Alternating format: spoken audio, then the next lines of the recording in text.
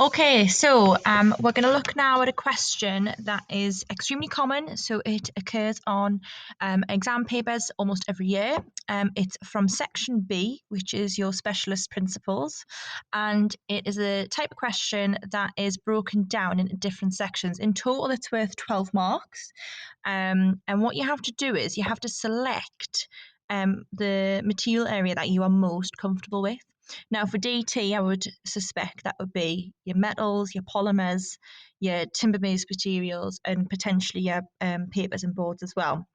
Um, of course, if you didn't know the answer at all and you wanted to have a guess, let's say the textile-based material, such as for this particular one, the jeans or the oven glove, for example, because you didn't know what the answers were for the others, that's fine. But I would strongly always recommend that you go for the material area that we have done the most work on. Okay, so you can see this question here.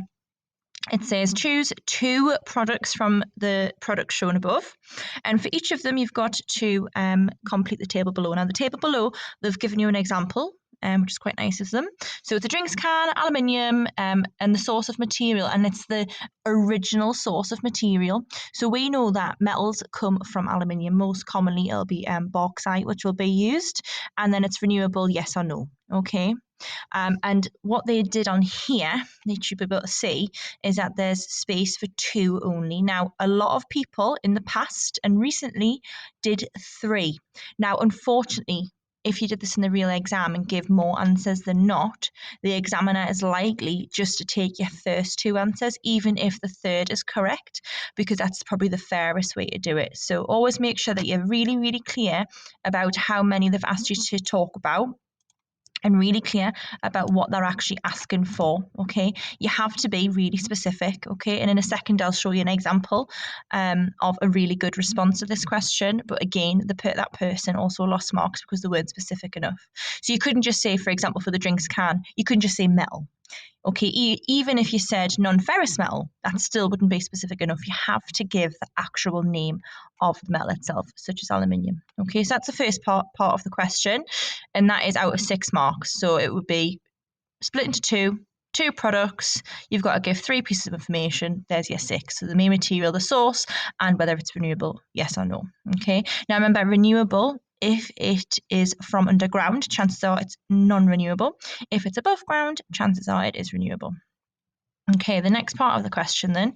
Choose one product from those shown above. So this is the same products again. You've got to name the main material and give 2 properties. And you must explain why these properties make the material suitable for that particular product. Okay, so when it's saying name the main material and 2 of its properties, and again, I'll show you the example in just a second, you've got to think about what is a property. How does that material react to the environment, to external stimulus?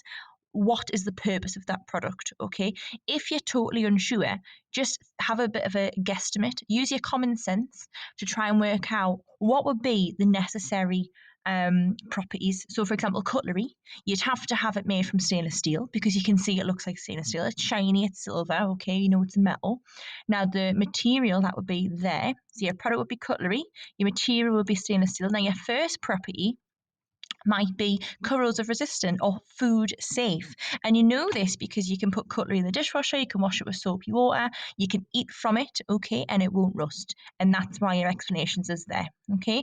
The second property, you might talk about the aesthetic properties of it, that it's got a high shine finish, it's easily wiped, loads of different things that you could talk about. Okay, so that's the second part of the question, and that is out of 6 marks again. So you get a mark for each correct property, 2 for an explanation, remember, and that's twice because you've had to give them 2. Okay, and that would be a total of 12 marks. So let's have a little look at an example. So here we have, I'll just zoom in just a little bit. The same question that we've just looked at here, but this is a completed response. So you can see here this person has decided to talk about the food packaging, so polymers, correctly identified the correct material. Now put in the abbreviation for PETE, so polyurethane triplet, is absolutely fine. There it is, you get the mark. crude oil, there we go again. If that person had have said oil, they might have got away with it, but having that crude oil there is perfect, okay? And then we know that's obviously non-renewable because it's from underground. Next one is sketchbook. So paper, yes, it's a type of paper, but unfortunately, he didn't say what type of paper, okay? It would have been cartridge paper for the sketchbook, okay? So for high absorbency. And absolutely fine saying trees, you don't need to say the specific type of tree, and we just know that it comes from trees. I believe you would have also got it if you had said wood or timber, okay? Renewable, yes it is, because you can regrow trees. So this person got 5 out of 6. Had he have written cartridge, you can see there he's used his green pen to correct it later on after it being marked. Then he would have got full marks. But unfortunately, he didn't at the time. But I'm sure next time round, he'll be sure to be really specific. Okay.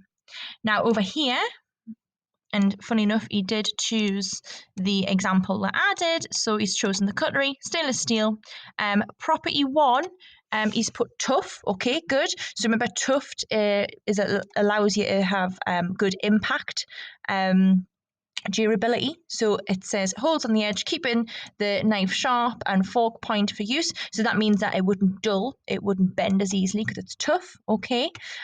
Property good bend and resistance, yes, it's true, although that is a little bit of a repeated point almost.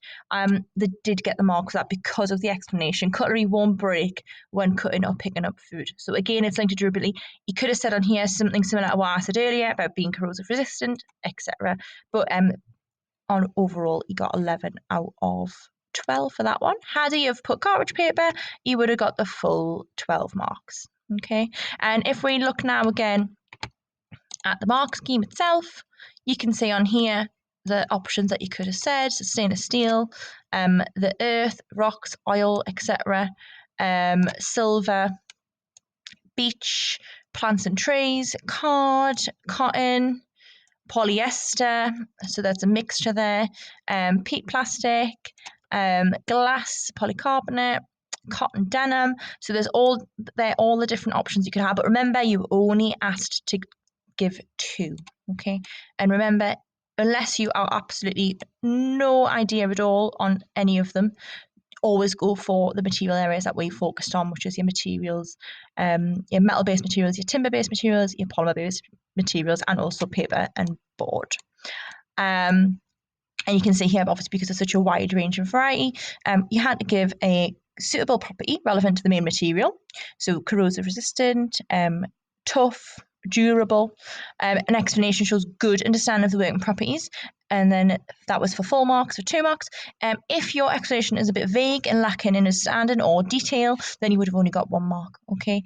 You had to have the property matching the product even if the material is incorrect. So again, they show you on here more of a detailed breakdown of what you could have said. Okay, so you can see there, scratch resistant, corrosion resistant, lustrous, that's like nice and shiny in it, will not react with drinks or food safe, okay, and so on. And that is the same for all of the others. And I think that's the last part of that mark scheme. So yeah, this question is really common. Obviously, they'll change the products each year with the different exams from the AQA exam board, but the setup, the table, the selection is always the same, and they will always ask and refer to material properties, material sources, and whether it's renewable, or they might even say sustainable. Okay, so it's definitely one to watch out for. But like I say, best bit of advice I can give you is to remember to select wisely.